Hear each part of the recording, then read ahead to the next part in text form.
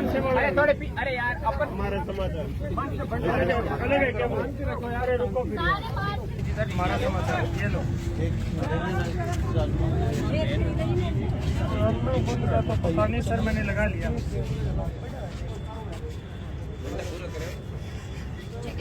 ये भी भाई बटे 2-3 आओगन पे ये नहीं आओगन ये भाई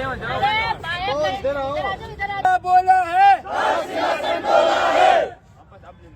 नमस्कार, बहुत स्वागत है आपका हमारे समाचार में और मैं हूँ आपके साथ दिव्या शेखावत। देखिए जरा एक बोर्ड लगा हुआ है पीछे की विशेष शिक्षक संघ राजस्थान के द्वारा जो है यहाँ पर प्रदर्शन किया जा रहा है कि आखिर में विशेष जो शिक्षक है, दिव्यांगजन जो लोग हैं, उन्हें शिक्षा से वंचित क्यों रखा जा रहा है। तृतीय श्रेणी की जो है अभी भर्ती प्रक्रिया हुई है, उसमें 0 जो है पद उनको दिए गए, 0 यानी कि 0। बहुत सारे लोग यहाँ पर मेरे साथ देख रहे हैं, सारे के सारे नौजवान हैं और इनका कहना है कि शिक्षा से आखिर में विशेष जो योग्य जन लोग हैं उनको क्यों वंचित रखा जा रहा है। भाई जरा एक बार इनकी बात सुन लेते हैं और क्या कुछ सरकार से अपनी मांग रखते हैं, क्योंकि ये शहीद स्मारक ऐसा स्मारक हो गया है। अब तो हर दिन यहाँ पर लोग अपनी पीड़ा, अपना दर्द और अपनी व्यथा लेकर आते हैं। क्या यहाँ से इनकी पुकार जो है सरकार तक जाती है? एक बार ही जानते हैं इन्हीं से कि क्या कुछ कहेंगे। मुझे बताइए थोड़ा सा कि अभी जो है थर्ड ग्रेड की बात कर रहे हैं, थर्ड ग्रेड में 0 पद यानी कि कोई पद नहीं है लोगों के लिए, कहाँ जाएंगे? और सरकार की तो यही मंशा है कि कहीं गाड़ी मजदूरी पे जाएं हम लोग। हमने डिप्लोमा डिग्री कर दी है, अब हमारा पहला पेपर और 2 पेपर होते हैं। इसमें मैं आपको बता दूं मैं कि पहला रीट पात्रता परीक्षा होता है, उसके बाद मुख्य परीक्षा होता है। हमसे पात्रता परीक्षा ले ली, जैसे कि हमारी सगाई तो करवा दी, हम शादी करवाने में ये मना कर रहे हैं। हम जाएंगे कहाँ पे? मतलब सरकार ने पहले तो हम लोगों का पहला पेपर ले लिया, 2 साल तो भरोसे रखा कि भर्ती आएगी। पात्रता परीक्षा 1 साल पहले हुई, उसके बाद मुख्य परीक्षा आई जिसमें हम लोगों की पद 0 में हम लोग जाएंगे कहाँ? दिव्यांग बच्चों को मुख्य धारा में जोड़ने के लिए हम तो शिक्षक बनने के लिए जा रहे हैं स्कूलों में। और यहाँ पे जब हम अधिकारियों से मिलते हैं, मंत्रियों से मिलते हैं, तो बोलते हैं हमारे पास शिक्षक ज्यादा है, अधिशेष है। तो हम लोगों की मांग है कि एक पीयू लेवल पे एक अध्यापक नियुक्त किया जाए, पंचायत लेवल पे 3 से 4 स्कूल आती है उसके अंदर, उसमें एक शिक्षक नियुक्त किया जाए। तो सरकार बोली हम कर रहे हैं पंचायत स्तर पे, पंचायत स्तर करते ना तो ब्लॉक लेवल पे बोलूँ, पीओ लेवल बोलूँ तो 13,000 से 14,000 के बीच है ब्लॉक। और वर्तमान में बात करूँ राजस्थान में शिक्षकों की, लगभग इनके पास 7,000 है। इन्होंने डाटा दिया सुप्रीम कोर्ट में, जो रजनीश पांडे का केस चल रहा है मैम, उसमें इन्होंने दिया कि हमारे पास 5836 सीटें हमारे पास शिक्षक है। उसके बाद कुछ सेकेंड ग्रेड और फर्स्ट ग्रेड को मिला लेना लगभग 7,000 या 6,000 के आसपास इनके पास शिक्षक है। तो भी हमारी सीटें बनती है सर मैम 5 से 7,000 के आसपास। और ये बोल रहे हैं अधिशेष है, मतलब ज़्यादा लगे हुए तो नामांकन बढ़ते। मैं आपको हवाला दूं 2015-16 का, जब प्लेसमेंट एजेंसियां शिक्षकों को नियुक्त करती थी और दिव्यांगों को मुख्य धारा में जोड़ने के लिए गवर्नमेंट स्कूल में लाती थी, तो उस समय नामांकन था, बच्चों की संख्या थी 1,75,000 के आसपास। और वर्तमान में सिटीजन विंडो में देखिए सारा दर्पण पे, तो उन बच्चों की दिव्यांग बच्चों की संख्या होगी मैम 75,000 के आसपास। दिनों दिन घटती आ रही। पिछली सरकार ने हमें 4500 पद दिए ना, उस समय नामांकन था लगभग 1 लाख के आसपास। और जो बीजेपी सरकार ये अभी 2 साल की बात करूँ, नामांकन दिनों दिन घटता जा रहा है। सरकार की यही मंशा है कि दिव्यांग बच्चे कुछ नहीं करेंगे, क्योंकि समाज के लोग जो नहीं पढ़े हैं, जो नहीं समझ सकते हैं, वो यही बोलते हैं ये क्या करेंगे। उनको ये करने के लिए विशेष शिक्षक हम नियुक्त होंगे तो उनको आगे बढ़ाएंगे। मैं बात करूँ ऐसे बहुत सारे जो IAS ऑफिसर सिंगल है, बहुत सारे है जो दिव्यांगता को हराते हुए IAS ऑफिसर तक पहुँचे हैं। हाँ, IAS ऑफिसर पहुँचे हैं। तो अगर हम सब उनकी यही धारणा थी कि उनको शिक्षा दे ही ना, उनको ये बोल दे कि वो तो समाज की मुख्य धारा से अलग है, सब लोगों से अलग है, अलग वो है क्योंकि उनके पास ज्यादा सुपर पावर है, माइंड की सुपर पावर है।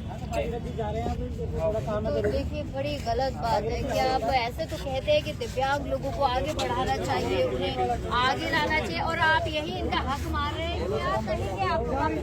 आगे आइए।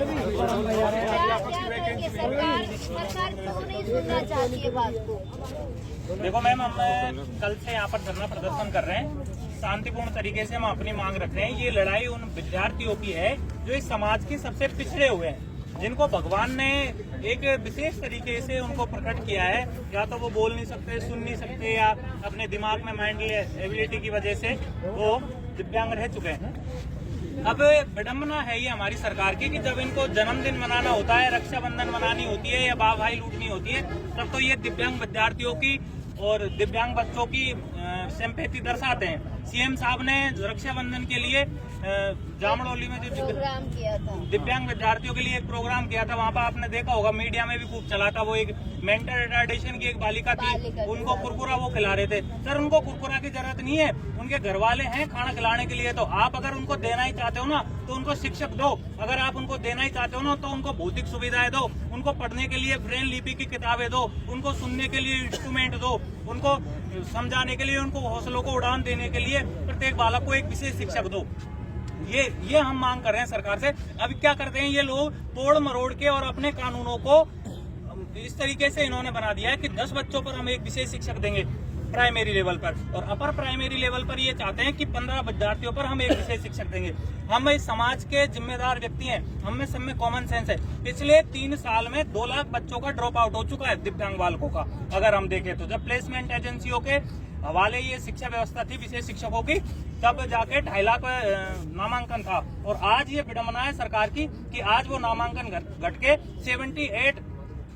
78,000 पर वो नामांकन आ गया है। लेकिन अभी भी ये सोई हुई सरकार उन विद्यार्थियों को शिक्षक उपलब्ध नहीं करवा रही है। मुझे एक बात बताइए कि कल से आप लोग यहाँ पर बैठे हैं, कौन सा बड़ा अधिकारी, कौन सा बड़ा नेता, किसी ने आपसे फोन पर बात की हो, कोई आपके बीच आ गया हो जिसने ये कहा भैया मैं तुम्हारी परेशानी में खड़ा हूँ, मैं तुम्हारी बात सुनूं, कोई आया? हमें कल शिक्षा सचिव से बात करके आए थे जो कृष्ण कुणाल जी हैं। उन्होंने कृष्ण कुणाल जी ने बताया कि आपके जो विशेष अध्यापक है वो अधिशेष है विद्यालयों में।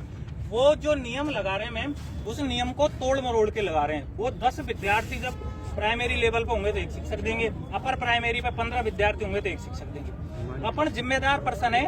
अगर ये बताओ जिस पीओ लेवल पर या जिस ग्राम पंचायत में 9 बच्चे हैं, तो क्या उनको राइट नहीं है? आरटी एक्ट के तहत में 25 में धारा संख्या 25 में साफ लिखा हुआ है कि प्रत्येक बच्चों को शिक्षा का अधिकार है। अब जहाँ पर 9 विकलांग बच्चे या दिव्यांग बच्चे वहाँ पर पढ़ रहे हैं, उन 9 दिव्यांग बच्चों को देने के लिए उनके पास में कोई पॉलिसी नहीं है उनको शिक्षा देने के लिए। उनके पास में कोई विशेष शिक्षक नहीं है। 9 बच्चे, क्या होता है कि 1-2 महीने तो वो स्कूल आते हैं, फिर जब अध्यापक नहीं होता है तो वो ये हार मान के और घर रुक जाते हैं कि अब हमारे को पढ़ाने वाला तो कोई है नहीं है, तो वो बच्चे को अपने पास रख लेते हैं। 9 बच्चों पे वो शिक्षक नहीं दे रहे हैं, वो केवल तभी शिक्षक देंगे तब 10 विशेष बालक वहाँ पर अध्ययनरत होंगे। हमारी मांग ये है कि जहाँ पर एक भी विद्यार्थी अगर अध्ययनरत है दिव्यांग, तो उसको आप विशेष शिक्षक दो। अगर आप नहीं दोगे तो ये जो नामांकन है, जो ड्रॉप आउट है, वो गिरता हुआ जाएगा। जो आप शिक्षा की बात करते हो, जो क्वालिटी एजुकेशन की बात करते हो, वो सपने आपके कभी साकार नहीं हो सकते जब तक विद्यालयों में अध्यापक नहीं होंगे। अच्छा, सरकार बड़ी बड़ी बातें करती है कि दिव्यांग लोगों के लिए हमने ये कर दिया है, वो कर दिया, ये कर रहे हैं, वो कर रहे हैं, क्या कर रहे हैं? लगता है कुछ कर रही है सरकार? कुछ नहीं कर रही है। अभी तक सरकार यदि करती तो आज ये स्थिति युवाओं की नहीं होती, उधरने पर नहीं आती हम। पहली बात तो विशेष शिक्षकों की भर्ती L1 में L2 में इतनी आनी चाहिए कि युवाओं में जोश होना चाहिए। जोश होना चाहिए कि हम भी कुछ जब ये सरकार बनी थी तो इस सरकार में बनाने के लिए युवाओं का बहुत अहम योगदान था, और यदि इस तरह से हमारे साथ अन्याय हुआ तो आने वाले समय में आगे पंचायत राज चुनाव है, उनको ईंट का जवाब पत्थर से दे देंगे। और तो मैं तो भजनलाल सरकार से ये मांग करता हूँ कि L1 में L2 में 2nd ग्रेड 1st ग्रेड इनमें सब में विशेष शिक्षकों की भर्ती होनी चाहिए, ताकि युवाओं में निराशा नहीं आए। जो विकलांग बच्चा होता है, जो माता पिता उसका किस प्रकार से पालन पोषण करता है, और ये तो सरकार हर प्रकार की लाभान्वित योजना से वंचित रखना चाहती है कि प्रत्येक व्यक्ति को शिक्षा पाने का अधिकार है। लेकिन जो विकलांग बच्चा है वो किस प्रकार से, यदि विशेष शिक्षक नहीं होंगे, किस प्रकार से शिक्षा ग्रहण करेंगे? तो मैं तो सरकार से ये मांग करता हूँ कि L1 में L2 में 2nd ग्रेड में 1st ग्रेड में सब में विशेष शिक्षकों की भर्ती इतनी होनी चाहिए कि जो विकलांग बच्चे उनके माता पिता में ये दीपावली की तरह एक उत्सव होना चाहिए कि हमारी बच्चों में भी शिक्षा पाने का आज भी इस देश में पूर्णतः अधिकार है। क्या दिखाना चाह रहे हैं? देखो, मैं गजट नोटिफिकेशन है जो 2022 में पारित हुआ था, आरटी में संशोधन हुआ था। इसमें साफ लिखा हुआ है टिप्पणी नंबर 1 में कि एक स्कूल और एक विशेष शिक्षक का मानदंड यथावत रहेगा। अगर किसी विद्यालय में एक भी दिव्यांग विद्यार्थी है तो उसको आप शिक्षक उपलब्ध कराएंगे। लेकिन इनने तो केवल 10 और 1 को पकड़ के और हठधर्मिता से हट नहीं रहे। पूरी जो सरकार है पूरी तरीके से उस पर नौकरशाही हावी है। जो अधिकारी जैसे तोड़ मरोड़ के नियम बनाते हैं, उन नियमों को उन नियमों के वेट में दिव्यांग बालक चढ़ रहे हैं, उन नियमों की वेट में राजस्थान की आम जनता चढ़ रही है।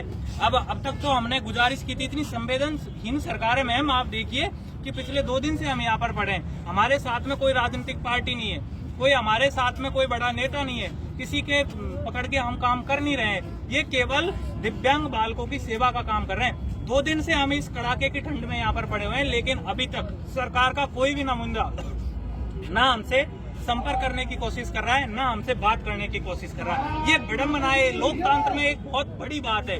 जिस सरकार को हमने बोरिया भर के गाड़ियां भर के वोट दिए थे, हथेलियों पर इनको बिठाया था नेताओं को, जब विधानसभा के चुनाव होते हैं तभी हमारे घरों में वोट मांगने आ जाते हैं, लेकिन जब काम की बात आती है तो ये दूर दूर तक नजर नहीं आते। अब ये कान खोल के सुन ले सरकार, ये विशेष तमाम राजस्थान के 1 लाख जो बेरोजगार साथी है, दिव्यांग बच्चों को जो पढ़ाने वाले विशेष शिक्षक है, और जो लगभग 2.5 लाख बच्चे जो दिव्यांग है, उनकी तरफ से मेरा ये संदेश है और उनके अभिभावकों की तरफ से संदेश है। इस शिक्षा से जुड़े हुए कम से कम पूरे तमाम राजस्थान में जो संख्या है इस क्षेत्र से जुड़े हुए लोगों की, वो 10 लाख है। अगर आप ध्यान दे लीजिए इन बातों पर, अगर आप ध्यान नहीं दोगे तो आने वाले समय में पंचायती राज चुनाव में और 2028 के विधानसभा चुनाव में आपको मुंह की खानी पड़ेगी। आपने अंत में अपनी हालत देखी है किस तरीके की हुई है। अगर आप अपने अभी भी नहीं सुने, अभी भी नहीं संभले इन अधिकारियों पर, अभी भी आपने अंकुश नहीं लगाया, अगर आम जनता की बात आपने अभी भी नहीं सुनी, बेरोजगारों की बात अभी भी नहीं सुनी, तो आपको मुंह की खानी पड़ेगी जैसे तुमने अंता में खाई थी। ये हमारी आखिरी चेतावनी है। हम मरने मारने के लिए यहाँ पर आए हैं, जब तक हमारी मांग पूरी नहीं होगी